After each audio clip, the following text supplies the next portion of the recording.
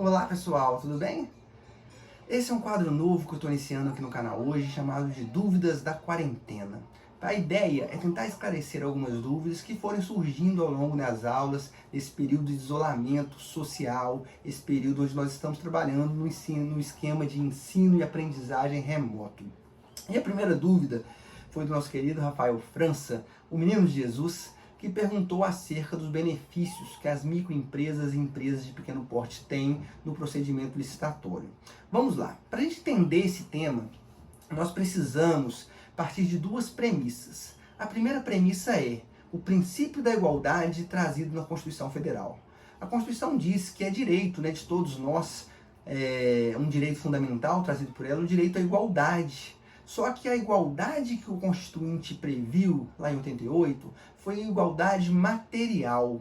E lembrando que igualdade material é aquela na qual a gente trata os desiguais de maneira desigual, na medida da sua desigualdade, com o objetivo de tentar diminuir essa desigualdade. A segunda premissa é, uma das finalidades da licitação é promover o desenvolvimento nacional.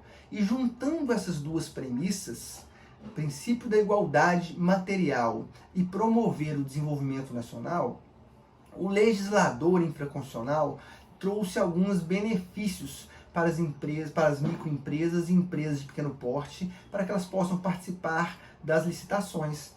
Esses benefícios, essas vantagens, estão previstas lá na Lei Complementar número 123 de 2006, que tem justamente o Estatuto da Microempresa e da Empresa de Pequeno Porte. Tudo bem? Então é importante que vocês façam a leitura dos artigos 42 a 49 da Lei Complementar número 123 de 2006. Eu trago essas vantagens, eu divido essas vantagens em três grupos. Nós podemos enxergar, então, três tipos de vantagens que as microempresas e as empresas de pequeno porte terão durante as licitações. O primeiro grupo são as vantagens referentes à participação, previstas lá no artigo 48. E diz o legislador o seguinte: nas licitações, a administração pública deverá promover a participação exclusiva de microempresas e empresas de pequeno porte quando houver itens de até R$80 mil. Então, quando fazer uma licitação cujo valor seja de até R$80 mil, eu devo fazer uma licitação para participação exclusiva de microempresas e empresas de pequeno porte.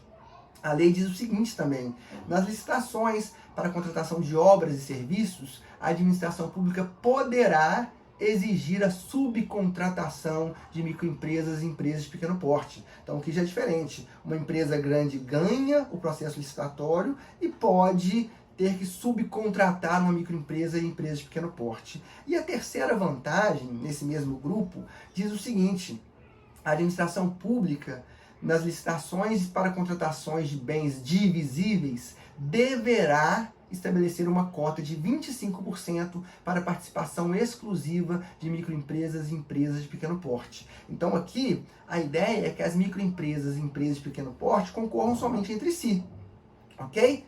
Porém, a própria lei traz três ressalvas. Diz o seguinte: olha, não se aplica essas exigências, naquelas situações, naquelas localidades onde eu não tenha pelo menos 3 microempresas de empresas de pequeno porte, para que eu possa ter competitividade. 2, quando essa contratação não for benéfica para o interesse público. E 3, nos casos de dispensa, inexigibilidade de licitação. Tranquilo? Então, o primeiro grupo de vantagens para as microempresas e empresas de pequeno porte na licitação diz respeito justamente à participação. O segundo grupo de vantagens diz respeito ao critério de desempate.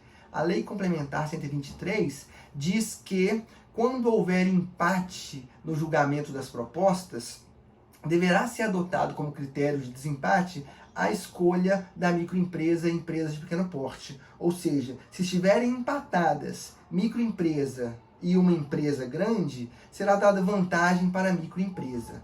Ocorre que a lei diz que considera-se empate quando a diferença entre as propostas for de pelo menos ou de até 10%. E 5% no caso do pregão. Então, se eu tenho uma vencedora da licitação com preço de R$1.000, por exemplo, e o segundo colocado, uma microempresa, com preço de R$1.100, é considerado que houve um empate. Nesse caso, a comissão de licitação deverá se dirigir à microempresa e perguntar se ela tem interesse de cobrir a proposta de quem ganhou a licitação e, se isso ocorrer, ela será considerada vencedora, ok? 10% das licitações nas modalidades 8666 e 5% no pregão. E, por fim, a última vantagem se respeita à comprovação de regularidade fiscal e trabalhista. Diz a lei que as microempresas e empresas de pequeno porte precisam comprovar essa regularidade apenas na contratação. Ou seja, se no dia da licitação elas não estiverem com a situação regular, diz a lei fiscal e trabalhista, né? Diz a lei que elas terão um prazo de 5 dias para regularizar essa situação. E aqui uma observação muito importante é o seguinte: se eu tenho uma certidão negativa de débito, uma certidão de débito, né, positiva, com a Receita Federal, por exemplo, eu tenho que apresentar essa certidão no dia da licitação.